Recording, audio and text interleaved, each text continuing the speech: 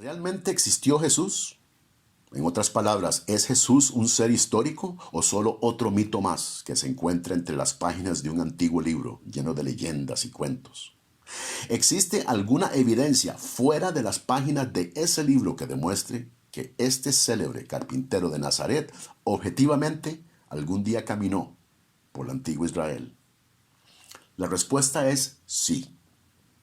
Y seguidamente aquí en Leer vamos a examinar esta interrogante. Existen más de 20 fuentes independientes fuera de la Biblia que mencionan a Jesús. Nuestra misión aquí, sin embargo, no es discutir ni probar el aspecto teológico de Jesucristo, sino simplemente analizar varias de estas fuentes para establecer que ellas nos comprueban la historicidad de Jesús. A continuación, un breve análisis de las fuentes más relevantes. El primero que tenemos es el historiador judío Flavio Josefo, que en su obra Antigüedades Judaicas, escrita alrededor del año 93 después de Cristo, habla cómo Ananías, el sumo sacerdote sin autorización del procurador, ejecuta sentencia de muerte a varios enemigos. El pasaje nos dice así: Ananías era un saduceo sin alma. Convocó astutamente al Sanedrín en el momento propicio. El procurador Festo había fallecido. El sucesor, Albino, todavía no había tomado posesión. Hizo que el Sanedrín juzgase a Santiago, el hermano de Jesús llamado Cristo, y algunos otros. Los acusó de haber transgredido la ley y los entregó para que fueran apedreados. Es importante señalar que el historiador Eusebio cita este pasaje exactamente, palabra por palabra, 200 años más tarde en su historia eclesiástica. El segundo que tenemos es el historiador y senador romano Tácito. En su obra Anales de Roma, libro 15, allá por el año 116 después de Cristo. Tácito describe el famoso fuego que consumió gran parte de Roma en el año 64 después de Cristo. Así nos dice Tácito: por lo tanto, aboliendo los rumores, Nerón subyugó a los reos y los sometió a penas e investigaciones por sus ofensas. El pueblo que los odiaba los llamaba cristianos, nombre que tomaban de un tal Cristo que en época de Tiberio fue ajusticiado por Poncio Pilato. Reprimida por el momento, la fatal superstición irrumpió de nuevo no solo en Judea, de donde proviene el mal, sino también en Roma, donde todas las atrocidades y vergüenzas del mundo confluyen y se celebran. Tácito es obviamente una fuente hostil, llamando al cristianismo una superstición y comparándola con todos los males y vergüenzas que se celebraban en Roma. Enseguida tenemos al procónsul de la provincia de Bitinia, que es lo que ahora es Turquía, al famoso Plinio el Joven, quien en el año 111 después de Cristo escribe una carta al emperador Trajano, exponiéndole su preocupación por la rápida propagación del cristianismo. El texto de la carta, conocida como la número 96, es algo extensa, pero así relata en parte. Después de numerosos interrogatorios, acompañados de amenazas, hago ejecutar a los que persisten en declararse cristianos. Algunos han negado que fueran cristianos, incluso han maldecido a Cristo. Pero parece que jamás se obtiene semejante cosa de un cristiano verdadero. Mi investigación ha probado que se reúnen en días fijos antes del alba para cantar un himno a Cristo como si fuera Dios. También se obligan por solemne juramento a no cometer crímenes y a no faltar a la palabra dada. Este es otro claro testimonio de una fuente nada amigable a la cristiandad.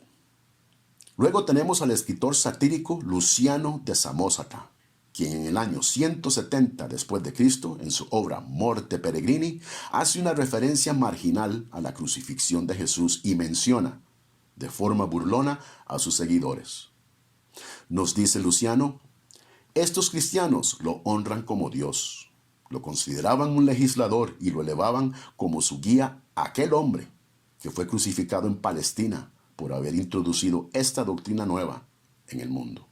De hecho, estos desventurados estaban convencidos de que serían inmortales y vivirían por toda la eternidad. y en base a ello desprecian la muerte. Y la mayor parte de ellos se entregan conscientemente a la muerte. Además, su primer legislador les convenció de que todos son hermanos entre sí. Una vez que tras haber rehusado venerar a los dioses griegos, se postran ante aquel mismo sofista que fue crucificado y viven de acuerdo a sus normas. Luego tenemos al filósofo pagano Celso y su polémica titulada La doctrina verdadera en el año 178 después de Cristo. Esta es una extensa y detallada crítica contra el cristianismo y su fundador. La obra ha desaparecido, pero sobrevive casi enteramente gracias a que fue refutada 40 años después por el padre de la iglesia Orígenes de Alejandría, quien en su libro Contra Celso contesta punto por punto todos los argumentos, llegando a citar gran parte de la obra. Celso acusa a Jesús de ser hechicero, de ser un farsante. Se burla de que lo adoran como un dios. Critica a sus seguidores de ser ignorantes y de convertir a su religión la parte más despreciable de la sociedad. Después tenemos al filósofo estoico Mara Bar-Serapión. Este escribe una carta a su hijo alrededor del año 73 después de Cristo, donde después de comparar a Jesús con Sócrates y Pitágoras, le dice a su hijo que Jerusalén fue destruida porque mataron al sabio rey de los judíos. El Talmud judío, una antigua y autoritaria colección de tradiciones del judaísmo, nada amigable con el cristianismo, nos dice en el segmento 43a que Jesús fue crucificado en la víspera de la Pascua. Luego se le acusa de ser un hechicero, un engañador y hasta un revolucionario. Y así como estos, hay muchos más. Historiadores como Talus, Suetonio, el escritor Flegón de Trales, el filósofo Numenio de Apamea, Papías de Hierápolis, etcétera, etcétera. Si solo estas fuentes que hemos mencionado fueran lo único que tuviéramos para informarnos de la vida de Jesús, lo que veríamos emerger de sus testimonios es un personaje con las siguientes características: que tenía reputación de hacer obras milagrosas, que venía de Judea, que fue sentenciado por Poncio Pilato, que esto sucedió durante el reino del emperador Tiberio, que tenía un hermano que se llamaba Santiago, que tenía reputación de ser un maestro sabio, que murió por crucifixión, que un gran movimiento surgió después de su muerte y que sus seguidores verdaderos rehusaban a adorar otros dioses.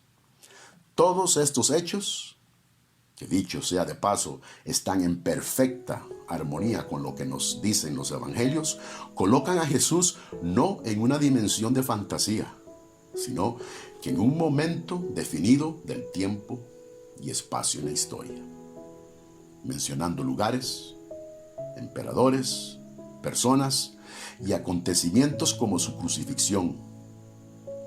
Es de notar que aunque estas fuentes cuestionan y hasta se burlan de los aspectos teológicos de este carpintero de Nazaret, como por ejemplo su nacimiento virginal, su resurrección o su deidad, ninguna de ellas duda que haya existido. Ninguna.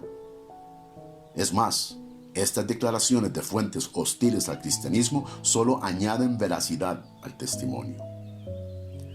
Todos se refieren a su muerte. Y señoras y señores, para morir hay que vivir.